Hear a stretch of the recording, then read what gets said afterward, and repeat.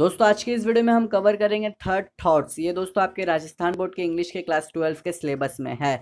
तो इस स्टोरी को मैं आपको अच्छे से बताऊंगा। उससे पहले मैं आपको बता दूं दोस्तों कि मैंने आपके राजस्थान बोर्ड के इंग्लिश के क्लास 12 के बहुत सारे चैप्टर्स को कंप्लीट कर रखा है। अगर अब तक आपने उन सभी चैप्टर के वीडियोज़ को नहीं देखा तो ऊपर एक आई बटन होगा, आप उसमें क्लिक करें और सभी चैप्टर के वीडियोज़ को देख ले। और हाँ दोस्तों, साथ में आप हमारे चैनल को भी सब्सक्राइब कर दें, क्योंकि जब भी मैं आपके बोर्ड से रिलेटेड यानी कि आपके सिलेबस से रिलेटेड वीडियोस बनाऊंगा वो आपके पास पहुंच जाएगा। तो दोस्तों चलिए स्टार्ट करते हैं। तो दोस्तों इसमें जो ऑथर है ना, वो अपने फ्रेंड के बारे में बताते हैं। जी हाँ, हम जो कुछ भी पढ़ेंगे वो ऑथर के फ्रेंड के बारे में है। सो यहाँ पर हमें ऑथर के फ्रेंड बताते हैं कि उनका लक बहुत ही ख़राब है, यानी कि उनका किस्मत बहुत ही ख़राब है। क्यों? क्योंकि दोस्तों हमेशा इन्हें लॉस होता है पैसों का। ये जितनी भी सामानें खरीदते हैं वो सभी सामानें खरीदते हैं एक्सपेंसिव शॉप से, लेकिन दोस्तों जब ये उन सामानों को बेचते हैं ना, तब इन्हें ज़रा सा भी प्रॉफिट नहीं होता। दोस्तों क्यों? क्योंकि ये जो है ये सामान खरीदते थे एक्सपेंसिव शॉप से और उसे यूज़ करते थे। तो यूज़ करने के बाद सेकेंड हैंड में आप जब भी बिक्री करोगे तो उतना पैसा नहीं मिलेगा। इसलिए ऑथर के फ्रेंड कहते हैं कि उनका लक बहुत ही ख़राब है।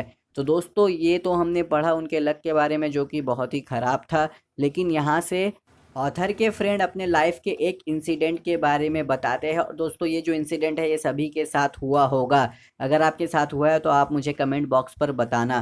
तो दोस्तों ऑथर के जो फ्रेंड है वो बताते हैं कि वो एक बार एक आर्ट स्ट्रीट गए थे, यानी कि जहाँ पर पेंटिंग्स वगैरह या आर्ट एंड क्राफ्ट का बहुत सारी चीज़ें लगी हुई रहती हैं ना, जिसे हम कहते हैं आर्ट गैलरी। तो ये एक आर्ट स्ट्रीट में आर्ट गैलरी में गए थे। दोस्तों बाहर में बारिश हो रहा है, शायद आपको टिप टिप आवाज़ सुनाई दे, तो थोड़ा सा एडजस्ट कर लेना। तो ऑथर के फ्रेंड यहाँ आर्ट गैलरी में आए हैं और यहाँ पर ये देखते हैं टर्नर का पेंटिंग। ये टर्नर कौन है दोस्तों? ये बहुत ही बड़े पेंटर है। तो अब ऑथर के फ्रेंड सोचते हैं कि अरे ये तो टर्नर का पेंटिंग है, ये बहुत ही एक्सपेंसिव होगा। तो ये जाते हैं सेलर के पास, यानी कि जिसने यहाँ पर इस पेंटिंग को लगाए हुए है। ऑथर के फ्रेंड उसके पास जाते हैं और तो यहाँ पर जैसे ही ये बंदा आया, ये देखता है कि जो पेंटिंग बेच रहा है उसका कपड़ा बिल्कुल फ़कीर के तरह है और वो देखने में बिल्कुल बेगर लग रहा है।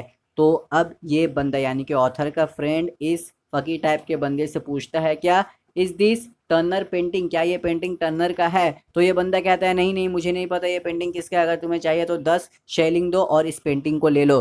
दोस्तों ये जो शेलिंग है ये किस करेंसी है? किसी कंट्री का। जी हाँ, ये किसी कंट्री का पैसा है।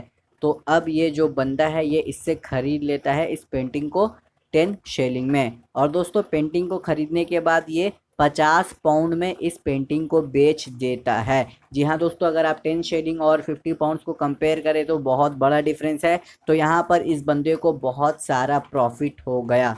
तो दोस्तों अब 24 घंटे के बाद जब रात होता है, तब ये बंदा सोचता है कि अरे इतने इतने पैसों का मैं क्या करूँगा, एक काम करता हूँ इसका आधा, यानी कि इस पैसे का 50%।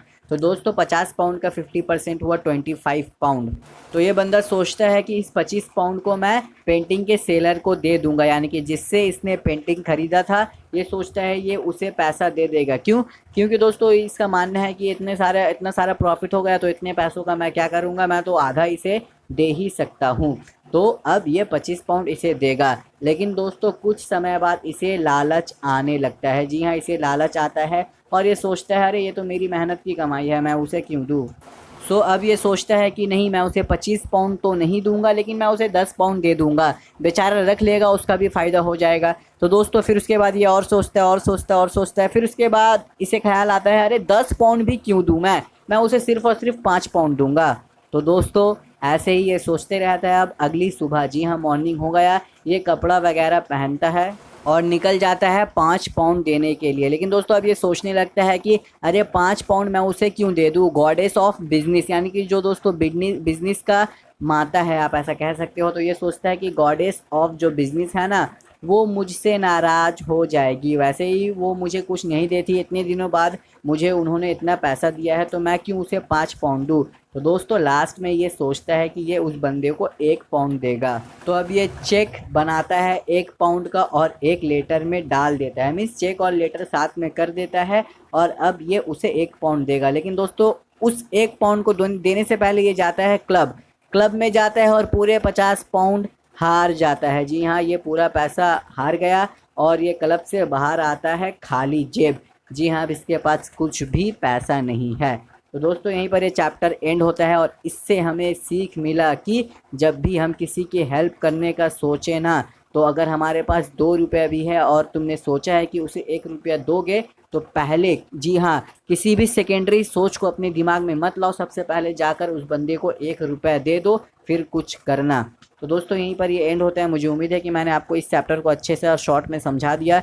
एक बार आप बुक पढ़ लो। मैं बोलते रहता हूँ बुक पढ़ो पढ़ो पढ़ो, लेकिन तुम नहीं पढ़ते हो।